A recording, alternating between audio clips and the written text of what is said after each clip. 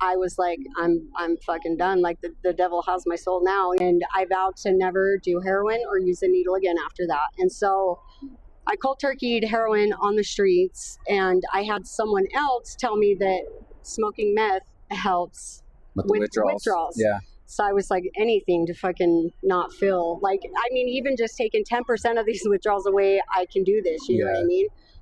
And so my first time smoking meth, it's the euphoria that I got is nothing I will ever be able to describe. Yeah. And I was like, I'm fucking done. Like the devil has my soul now. You know what I mean? And I ended up living in trap houses. I ended up sleeping on park benches. I ended up, like I mean, one thing I can say that I never did in my addiction was like turn tricks or sell myself for drugs. You know what I mean? I think I was 90 pounds by this time. Like I was running amok. Yeah. Like it's so crazy to even try to explain how fast it happened. So July of 2015, I finally got arrested, and I had 11 warrants by the time I got arrested. 2 of them were felonies, the rest were misdemeanors, and then I caught a felony the day I got arrested.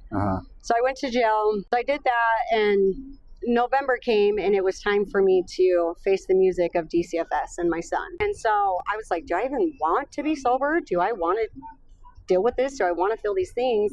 So I ended up deciding to sign my rights over to my oldest son. And that was the family that he was with at the time was like, they were meant to be his parents. Like within the first minute of talking to them, I knew they were meant. I will always be his mom, but they were meant to raise him. So, so December 3rd of 2015, I signed my rights over to my oldest son, which is not easy. You have to make them understand why that is something you should be able to do. And that's the hardest thing I've ever had to do, to explain to a judge, like, this is why you should take my rights, you know? But I reflected on my childhood, and I didn't want my kid to have my childhood. And you know what I mean? My childhood was taken from me. I didn't want to do that to my son. And so, signed my rights over. I literally collapsed on the courthouse floor.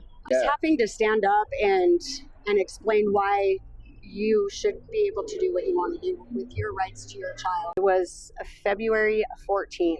I relapsed. I wasn't doing any of it, and I was up for like a week at a time, and I locked myself in this neighbor's bedroom, and I didn't want to do it, you know?